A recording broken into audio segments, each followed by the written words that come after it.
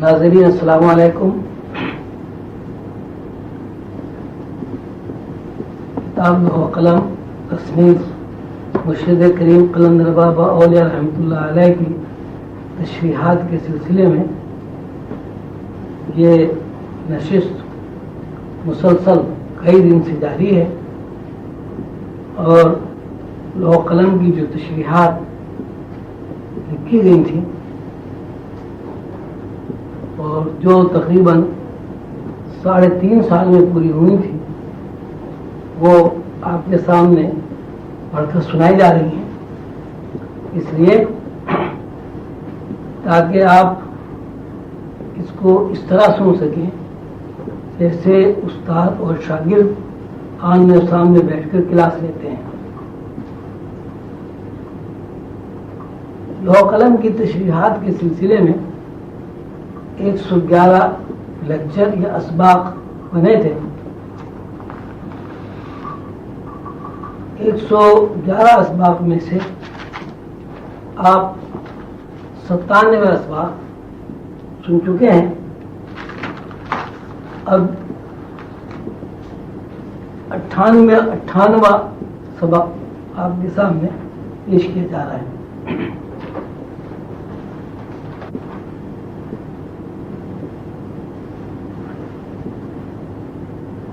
آج 5 تاریخ ہے،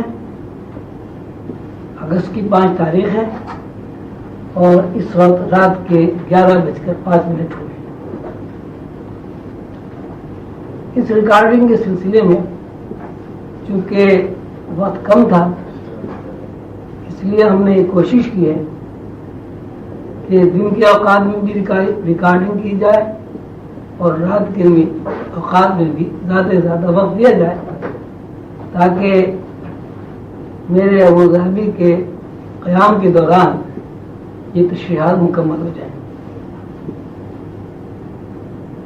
198 لیکچر اس طرح شروع ہوتا ہے: سیدنا حضور علیہ الصلوۃ والسلام کے ارشاد کے مطابق یہ ساری کائنات ماضی ہے. کائنات کا جس طرح بھی ظہور ہو رہا ہے وہ دراصل ماضی میں ہونے والے ظہورات کا عکس ہے. ماضی کی حرکات کو سمجھنے کے لیے ہمیں منقسم اور غیر منقسم حواس میں تفکر کرنا ہے. جب تک ماضی کا تعلق امر مطلق سے ہے، غیر منقسم کا نام دیا جاتا ہے، اور جب امر مطلق خود کو ازل سے ابد تک روپ دے کر کائنات کی شکل و صورت میں پیش کرتا ہے، ان حواس کو منقسم حواس کہا جاتا ہے. شکل و صورت منقسم حواس ہیں اور تمثل غیر منقسم حواس ہیں.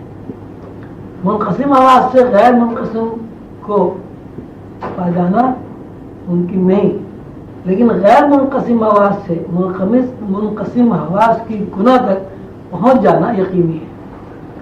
منقسم اور غیر منقسم حواس کو شعور اور لاشعور کا نام دیا جاتا ہے. شعور سے لاشعور میں داخل ہونا ممکن نہیں ہے، لاشعور سے شعوری کیفیات کا احاطہ کرنا ممکن ہے.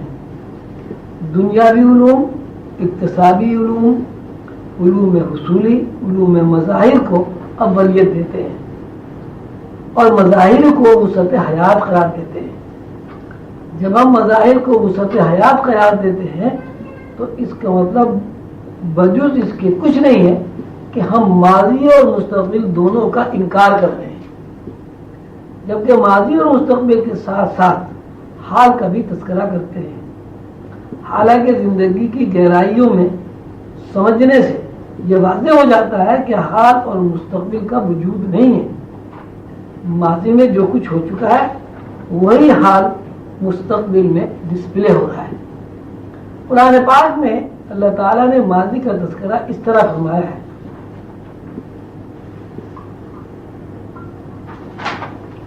خدا کا امر یہ ہے جب وہ کسی چیز کے پیدا کرنے کا ارادہ کرتا ہے تو کہتا ہے ہو جا، اور وہ ہو جاتی ہے.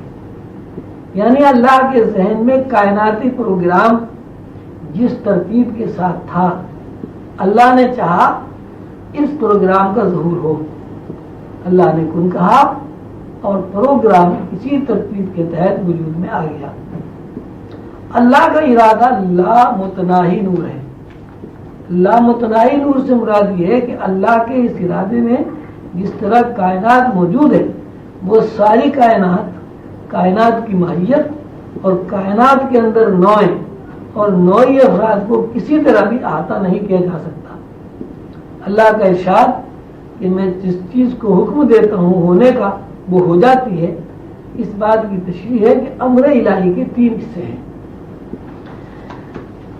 نمبر 1 ارادہ، نمبر 2 جو کچھ ارادے میں ہے یعنی شے، نمبر 3 ارادے کے اندر جو شے ہے اس کا ظہور۔ ارادے کے اندر شے کا ہونا اس بات کی طرف اشارہ ہے، یہ اس بات کا ثبوت ہے کہ جو اللہ چاہتے ہیں وہ پہلے سے ان کے علم میں موجود ہے۔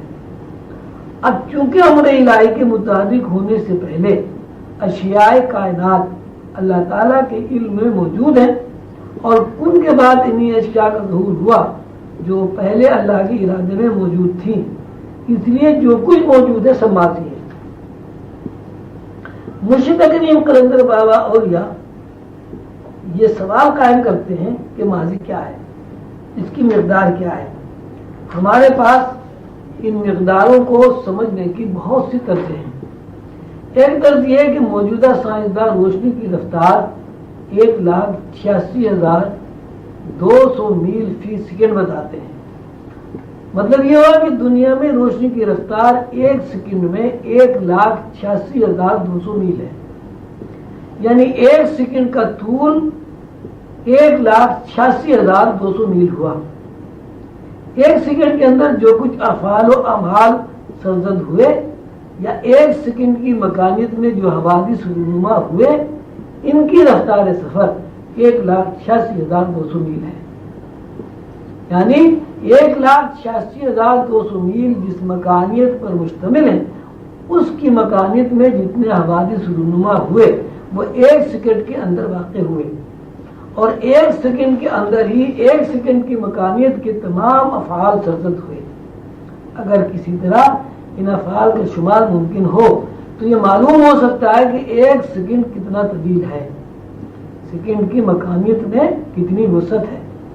یہ بات غورطلب ہے، جب ہم 1 سیکنڈ کی مکانیت 1,86,200 میل تسلیم کرتے ہیں تو 1 سیکنڈ میں رونما ہونے والے کائناتی حوادث، یہ کائناتی افعال و اعمال تحریر میں لانا ممکن نہیں ہے، اور اس لیے ممکن نہیں ہے، یہ اتنی زیادہ رفتار ہے اور سیکنڈ کی طوالت اتنی زیادہ ہے، 1 سیکنڈ اتنی بڑی مکانیت پر مشتمل ہے، یا یہ سیکنڈ جتنی مکانیت پر مشتمل ہے اس کے اندر اتنی وسعتیں ہیں کہ نوع انسانی ازل سے ابد تک کی مدت میں 1 سیکنڈ واقع ہونے والے حوادث تحریر میں نہیں لا سکتے۔